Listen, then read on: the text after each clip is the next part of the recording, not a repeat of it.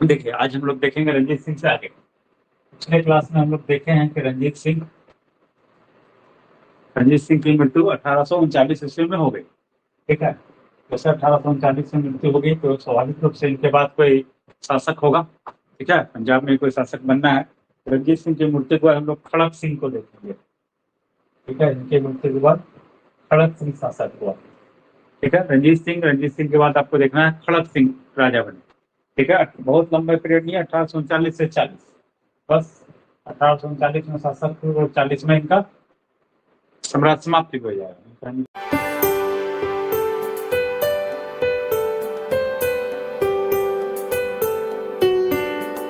जो होगा तो इनके बारे में सिर्फ एक ही चीज आपको ध्यान रखना है, बस केवल और केवल कि रंजीत सिंह के बाद ये शासक हुए। इसका क्रोनोलॉजी जो हमारा है वहां पर केवल ध्यान रखिएगा तो खड़क सिंह पे, इसके अलावा और कुछ पूछने की संभावना नहीं है। बहुत एक दूसरा लाइन जो बनता है वो ये है कि इनके समय में वजीर ध्यान सिंह, आपने देखा होगा रंजीत सिंह के समय में वजीर है ध्यान सिंह। ठीक है, तो उनका शासन पर पूरा प्रभाव स्थापित हुआ। वजीर ध्यान सिंह जो है ये प्रभावी हो गए, इनका प्रभाव शासन पर स्थापित हो गया खड़क सिंह के समय में। 1839 से 40 खड़क सिंह रहेंगे। ठीक है, और उसी समय उनकी मृत्यु हो गई और इनका वजीर सिंह का प्रभाव था एक ही साल मात्र रहे। तो खड़क सिंह के बाद 1840 में तुरंत नौनिहाल सिंह बन जाएंगे। 1840 वजीर सिंह के दूसरे बेटा है नौनिहाल सिंह। ठीक है, नौनिहाल सिंह 1840 में शासक हो गए। एक दुर्भाग्य ये रहा कि इनकी मृत्यु 1840 में हुई। ठीक है, तो दो शासक आप देख रहे हैं रंजीत सिंह के बाद तुरंत से। क्रोनोलॉजी के लिए आपको ध्यान में रखना है रंजीत सिंह, उसका खड़क सिंह, उसका नौनिहाल सिंह। ठीक है, और नौनिहाल सिंह की मृत्यु भी आपका 1840 में ही हो गया। इससे नौनिहाल सिंह के बारे में भी आपको ज्यादा कुछ पढ़ने की आवश्यकता नहीं है। अब इसके बाद थोड़ा सा हम लोग पढ़ेंगे 1840 के बाद। 1840 के बाद क्या होना है कि रंजीत सिंह का बेटा अब शेर सिंह शासक का दावेदार हुआ। ठीक है, शेर सिंह राजा बनेगा, रंजीत सिंह का पुत्र है। लेकिन अब यहाँ पे ये जो खड़क सिंह बना था, इस खड़क सिंह की विधवा नाम है चांद कौर, ये सत्ता के लिए दावेदारी कर रही है। ठीक है, अब खड़क सिंह नौनिहाल सिंह तक कोई विवाद नहीं हुआ। नौनिहाल सिंह के बाद जब शेर सिंह राजा होगा तो शेर सिंह राजा हुआ उसी समय चांद कौर ने अपना दावेदारी रखा है। चांद कौर कौन है? तो खड़क सिंह की विधवा थी। ठीक है, खड़क सिंह की विधवा चांद कौर ने अपना ये जो सत्ता है उसको अपनी दावेदारी रखी। विवाद सामने आया, लेकिन शेर सिंह ने क्या किया, शेर सिंह ने के जो खालसा सरकार उसकी सेना का सपोर्ट शेर सिंह के साथ ही होगा, इन लोगों के द्वारा चांद कौर की हत्या करा दी गई।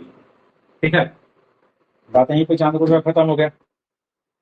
खड़क सिंह की विधवा थी चांद कौर, यहाँ पे एक विवाद उत्पन्न होगा सत्ता का, लेकिन चांद कौर की हत्या हो गई और ये खत्म, मतलब शेर सिंह राजा बन गए। शेर सिंह 1840 से 1842 तक रहे। 1840 से 1843 तक शेर सिंह राजा होंगे। ठीक है, अब शेर सिंह के भी बहुत दिन तक नहीं रह सके, इसलिए कि चांद कौर के एक समर्थक थे अजीत सिंह। ठीक ना, चांद कौर के समर्थक थे अजीत सिंह। चांद कौर की हत्या हो गई 40 में, लेकिन उनके समर्थक थे अजीत सिंह, उन्होंने 1843 में शेर सिंह की हत्या कर दी। ठीक है, जो शेर सिंह राजा बना हुआ था तो 40 में इसकी भी हत्या हो गई। ठीक, इस तरह 1843 तक हम लोग देख रहे हैं। मात्र 4 साल में 1839 से लेकर 40 आते आते सिखों में 3 राजा बदल गए, खड़क सिंह, नौनिहाल सिंह, शेर सिंह। 40 में शेर सिंह की भी हत्या हो गई। तो बार बार दोहराने की क्रोनोलॉजी ध्यान रखने के लिए आपको ये नाम को ध्यान में रखना चाहिए। ठीक है, या बहुत तो चांद कौर कौन थी, ये आपसे क्वेश्चन हो सकता है, बहुत सारे एग्जाम में हो सकता है, आजकल यूपीएससी भी कहीं पे पूछ देता है। तो खड़क सिंह की विधवा थे। ठीक है, बाकी आपको 3 क्रोनोलॉजी ध्यान रखना है, खड़क सिंह, नौनिहाल सिंह, उसके बाद शेर सिंह।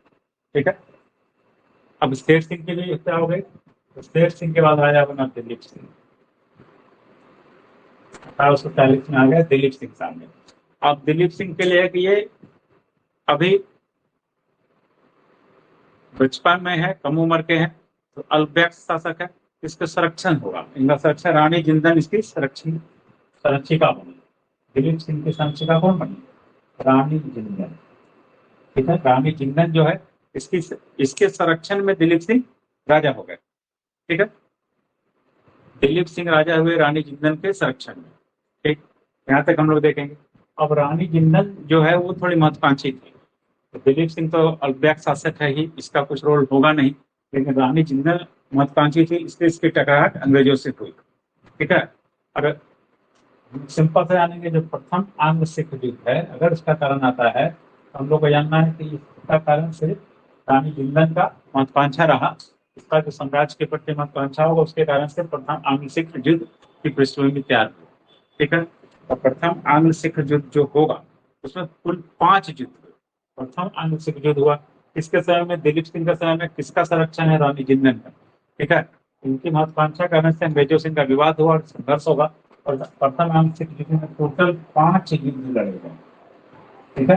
तब फैसला हुआ। 5 युद्ध होगा तब फैसला होगा। तो आपको सिंपल सा जान समझना है। 5वां युद्ध का नाम महत्वपूर्ण होगा जहां पे निर्णायक युद्ध हो रहा है। लेकिन उसके पहले के युद्ध को हम लोग एक बार सुन लेंगे, कम से कम जहन में रहना चाहिए। अब समझ रहे हैं, अगर ऐसे प्रश्न हो गए कि प्रथम आंग्ल सिख युद्ध के तहत कितने युद्ध लड़े गए, तो आप समझ इसके तहत 5 युद्ध लड़े गए हैं। जैसे पहला मुदकी का युद्ध है।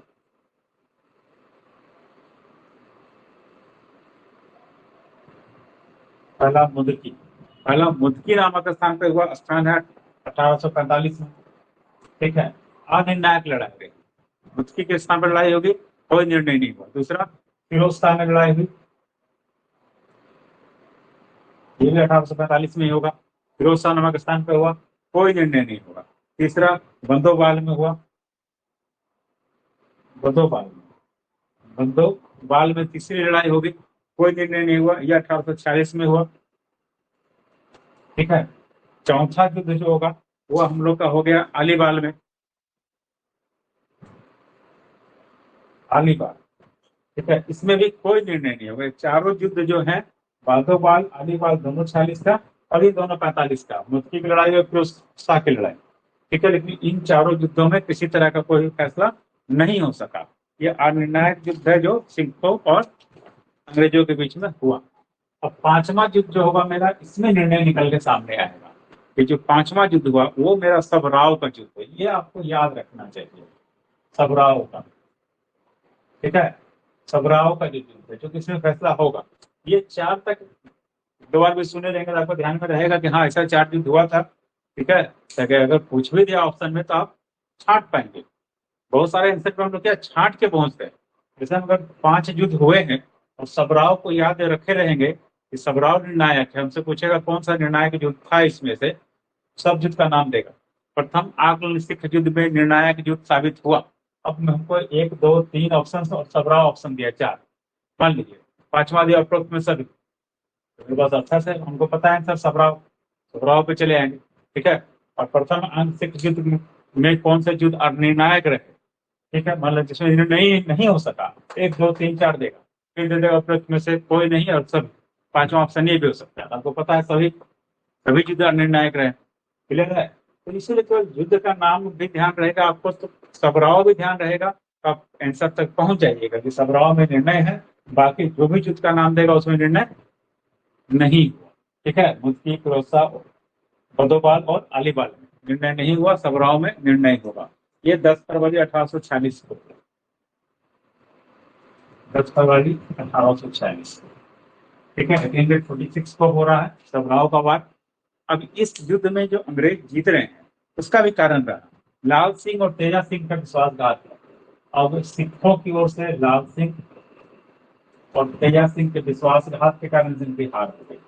ठीक है। नहीं तो इस युद्ध में भी सिखों के हार नहीं होती, लेकिन लाल सिंह और तेजा सिंह के विश्वासघात के कारण से सबराव के युद्ध में इनकी हार हुई। तो हार हो जाएगी, उसके बाद इन लोगों ने एक संधि किया, इसको हम जानेंगे लाहौर की संधि।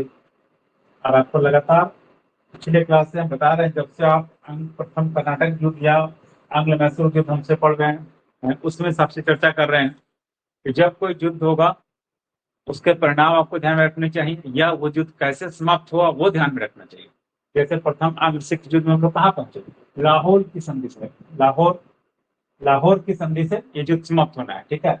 आपसे सिंपल सा क्वेश्चन पूछेगा, ये प्रथम आंग्ल युद्ध की समाप्ति हुई, मद्रास की संधि, लाहौर की संधि, अमृतसर की संधि, पंजाब की संधि, कोई भी ऑप्शन देगा आपसे। तो लाहौर की संधि से प्रथम आंग्ल में सिख जो युद्ध है वो समाप्त हुआ। ठीक है। ये संधि 9 मार्च 1846 की। ठीक है, अभी संधि के कुछ प्रावधान, आपको महत्वपूर्ण प्रावधान तो जरूर ध्यान रखने चाहिए, महत्वपूर्ण जब संधि है तो। अब है कि महाराजा ने सतलज पार के समस्त प्रदेश अंग्रेजों को दे दिए। ठीक है, छोड़ दिए। सतलज पार का, सतलज आपको पता है दोनों का सीमा रेखा था, सतलज पार के जो क्षेत्र है उस पर दावा क्या महाराज ने छोड़ दिया। अब महाराज का नहीं रहा, तरफ से काट दिए हैं। आप लिख लेंगे अपना, सतलज पार के क्षेत्र महाराज ने छोड़ दिए। क्लियर है। दूसरा है ब्यास, सतलज और ब्यास के बीच में जो दुर्ग थे वो कंपनी का अधिकार में चले गए। दूसरा भी वो सतलज नदी और ब्यास नदी के बीच में, ब्यास नदी के बीच में जितने दुर्ग थे और किसके पास चले गए, ये कंपनी के ऊपर। ठीक है, सतलज नदी और ब्यास नदी, सतलज और ब्यास के बीच में जो भी दुर्ग थे वो कंपनी के हो गए। ठीक है। तीसरी बात है, अभी लोगों ने कहा कि हमको 1.5 करोड़ रुपए हर्जाना चाहिए युद्ध का। ठीक है, 1.5 करोड़ हर्जाने की डिमांड थी। अंग्रेजों से संधि हुआ इसमें कि 1.5 करोड़ रुपया हम लोग आपको हर्जाना देंगे। हर्जाना देने का जो 1.5 करोड़ बात आया, इसमें से ये लोग 50 लाख नगद दे पाए। इस 1.5 करोड़ में से क्या होना है,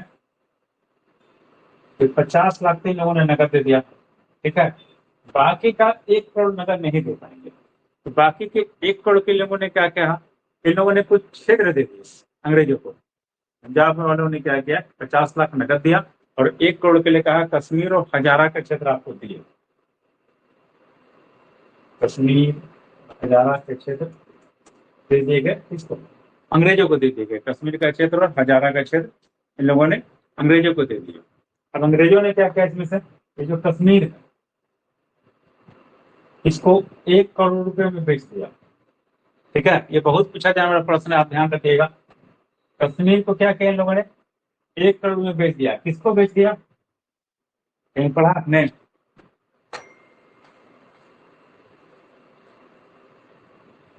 कश्मीर को 1 करोड़ रुपए में बेच दिया गया। देखिए कश्मीर को क्या किया गया, 1 करोड़ रुपए में बेच दिया। किसको, गुलाब सिंह को। ठीक है, कश्मीर को 1 करोड़ रुपए में गुलाब सिंह को बेच दिया गया। ठीक है, सती लिख रही है गुलाब सिंह को। ठीक है, गुलाब सिंह को बेच दिया गया। अब ये गुलाब सिंह कौन है, गुलाब सिंह को तो बेच दिया गया, कश्मीर गुलाब सिंह ने खरीद लिया 1 करोड़ में। ठीक ना। अब ये गुलाब सिंह कौन है, तो सिंपल सा है, गुलाब सिंह जम्मू का है। ठीक है, गुलाब सिंह का संबंध, इन्होंने, गुलाब सिंह ने डोगरा राजवंश की स्थापना की है। डोगरा राजपूत से इनका संबंध था गुलाब सिंह का। रंजीत सिंह के ये में शामिल हुए थे और रंजीत सिंह के समय ही ये विकास करते हुए मतलब तरक्की हुआ और इनको रंजीत सिंह ने जम्मू का प्रभार दे दिया था। जम्मू इनके पास था। ठीक है, जम्मू के हेड थे और यही जम्मू के हेड जो गुलाब सिंह थे रंजीत सिंह के समय में, उन्होंने ही 1 करोड़ देके कश्मीर खरीद लिया और डोगरा राजवंश की स्थापना कर दी। कौन सा राजवंश आ गया, डोगरा राजवंश। ठीक है, भारत की आजादी के समय 1947 में, ठीक है, कश्मीर में कौन सा राजवंश रहेगा,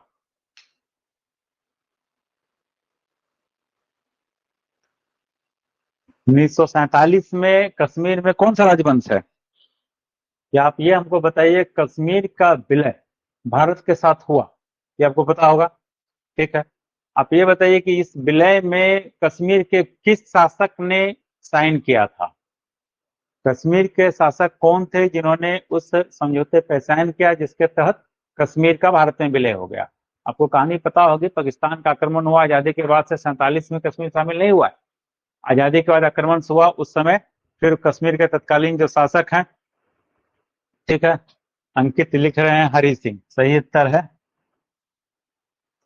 हरि सिंह थे। तो ये हरि सिंह कौन है, हरि सिंह इसी गुलाब सिंह के वंश के हैं, इसी डोगरा वंश के हैं। क्लियर हुआ, इसलिए मैंने इसकी चर्चा यहाँ पे की है। अभी जो डोगरा राजवंश स्थापित होगा इसी के चौथे शासक थे ये हरि सिंह। क्लियर, इसी से महत्वपूर्ण से आपके लिए कि हरि सिंह कभी पूछ देगा कश्मीर के शासक हरि सिंह थे, वो किस वंश के, तो आप समझिएगा डोगरा राजवंश वाला लोग ही है। ठीक ना, जो गुलाब सिंह ने स्थापित किया है उसी के चौथे शासक हरि सिंह थे, जिसके समय में ये समझौता भारत सरकार से हुआ और कश्मीर भारत का हिस्सा हो गया। क्लियर, ठीक है। चलिए, अभी तक हम लोग आ गए कि कश्मीर तो गुलाब सिंह ने खरीद लिया, लेकिन कश्मीर गुलाब सिंह ने जो खरीदा इसका सिखों ने विद्रोह कर दिया। सिख इससे सहमत नहीं हुए और सिखों ने एक विद्रोह किया कश्मीर गुलाब सिंह को देने के विरोध में। ठीक है, तब क्या हुआ, सिखों का विद्रोह हो गया। ठीक है, सिखों ने विद्रोह किया और जब सिख विद्रोह कर देंगे तो निश्चित रूप से क्या होना है, फिर तुरंत ही सेना तो आएगी। ठीक है, सिखों के विद्रोह का तुरंत दमन कर दिया गया। सिखों ने विद्रोह किया लेकिन तुरंत अंग्रेजी सेना एक्टिव हुई और विद्रोह का दमन हुआ। जब दमन कर दिया गया तो फिर से एक संधि हुई इन लोगों के साथ, यह है भैरोवाल की संधि। सिख विद्रोह हुआ और इसका क्या होगा, दमन भी हो गया। अब इसका फिर से इन लोगों ने संधि की, ये संधि है भैरोवाल। पहली संधि थी लाहौर की, दूसरी संधि है भैरोवाल की संधि। तो भैरोवाल की संधि सामने आ गई।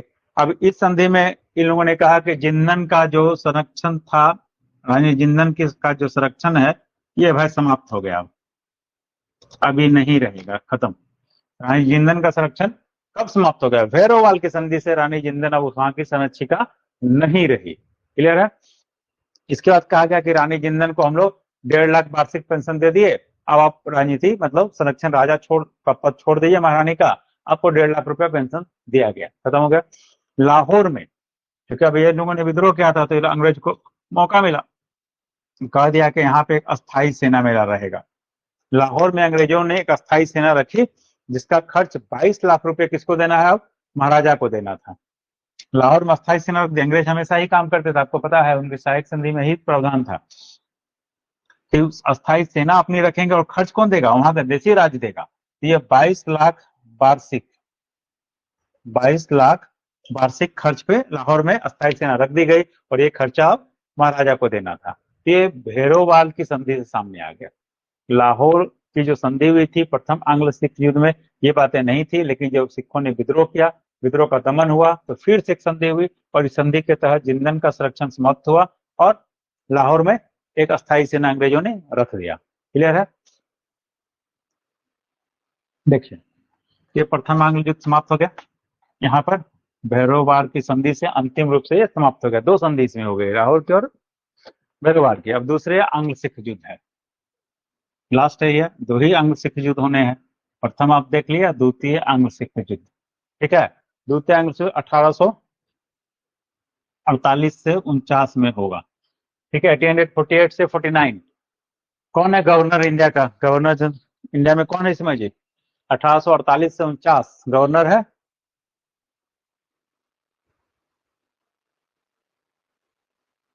देखिए, गवर्नर का नाम आपको नहीं ध्यान आ रहा, 1848 में कौन है, भारत के गवर्नर कौन है इस समय।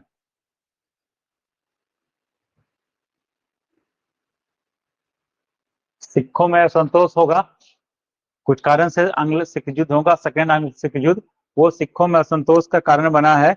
मुल्तान के गवर्नर को अंग्रेजों ने अपदस्थ किया। ठीक है, अभी इस बार क्या कारण बन गया है, मुल्तान के जो गवर्नर था, मुल्तान के गवर्नर को अंग्रेजों ने क्या किया, हटा दिया। ठीक है, मुल्तान के गवर्नर को अंग्रेजों ने अपदस्थ कर दिया या हटा दिया मानिए। ठीक है, इससे सिखों में असंतोष था।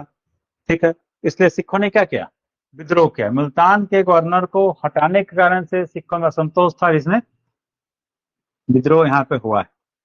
अब 1848 में भारत में अंग्रेजों के जो गवर्नर हैं, गवर्नर जनरल जो अंग्रेज का है इस समय कौन है, डलहौजी है। आपको ध्यान होना चाहिए, डलहौजी का पीरियड 1848 से 49, इतना तो प्रसिद्ध है ये। तो डलहौजी के बारे में आपको पता है, ये साम्राज्यवादी गवर्नर है, ठीक ना। ये तो साम्राज्य विस्तार में विश्वास रखता ही था। इसकी विजय नीति आप मेन में भी पढ़ते होंगे, इसने विजय नीति के तहत पंजाब, बर्मा, पीगू इस सबको अपने राज्य में मिला लिया और बहुत सारी नीति बनाया था साम्राज्य विस्तार के लिए, तो यही पंजाब को मिला रहा है। ठीक है, आप मुख्य परीक्षा वाले में भी पढ़ते हैं इसको 1857 के कारण में। तो डलहौजी है, तो डलहौजी को तो मौका मिल गया, सैनिकों ने विद्रोह किया, डलहौजी को मौका मिला, डलहौजी ने तुरंत युद्ध की घोषणा कर दी। साम्राज्य विस्तार करने के लिए तो ये बैठा हुआ था ही। ठीक है, इसने तुरंत युद्ध की घोषणा कर दी। युद्ध की घोषणा की, पहला युद्ध हो गया रामनगर में।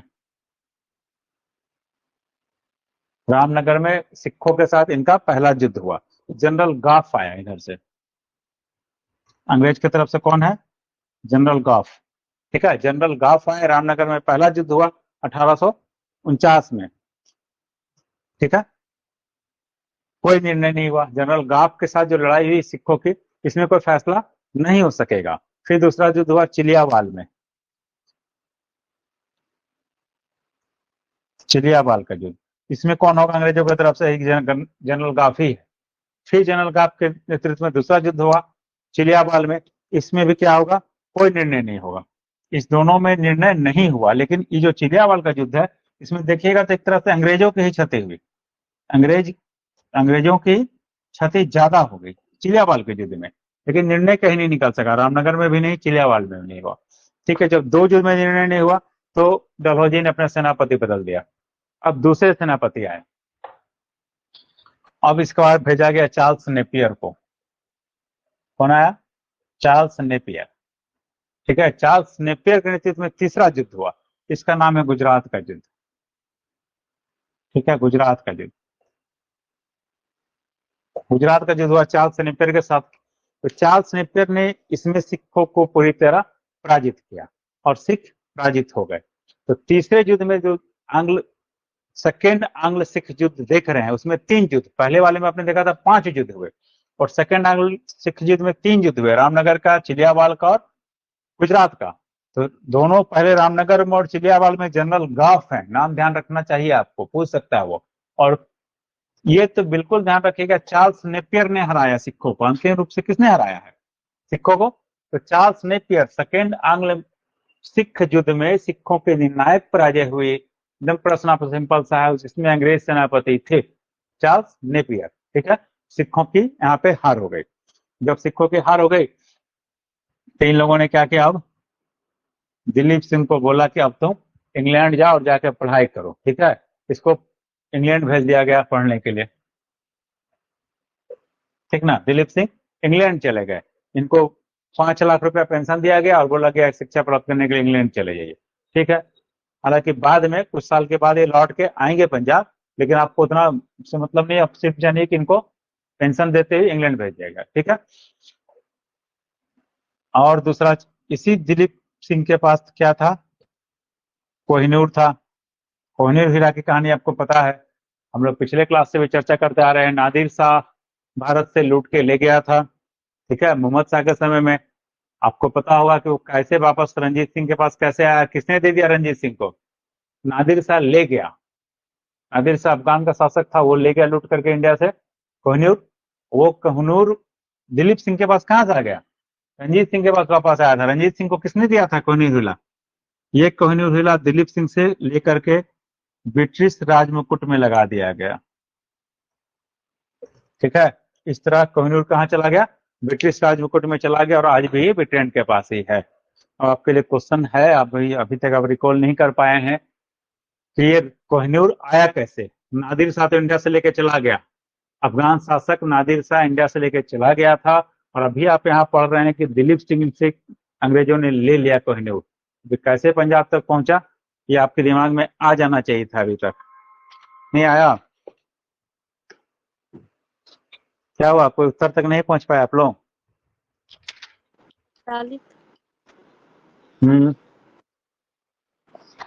हाँ ठीक है, एग्जाम तो कम से कम अभिषेक लिख रहेंगे सात सुजा। ठीक है, सात सुजा ने रंजीत सिंह को दे दिया था। आपको पता होगा सात सुजा जब अफगानिस्तान के शासक से हटा, रंजीत सिंह के सहयोग से दोबारा 1809 में शासक बना। ठीक है, तो उसने क्या किया? कश्मीर का संरक्षण रंजीत सिंह को दे दिया, और दूसरा कोहिनूर हीरा लौटा दिया। क्लियर है? ठीक, तो वही कोहिनूर हीरा यहाँ पे वापस इंग्लैंड के पास चला गया। ठीक है, देखिए आपका ये खत्म हो गया। अब आंग्ल सिख संबंध आपके खत्म हो गए, सिख राज खत्म हो गया। यहीं पर सिख राज को क्या किया गया? ब्रिटिश राज में मिला लिया गया। दिलीप सिंह अंतिम राजा थे, उनको इंग्लैंड भेज दिया गया, और सिखों का राज अंग्रेजी राज में मिला लिया गया। मतलब इस तरह सिख राज का इतिहास समाप्त हुआ। ठीक है,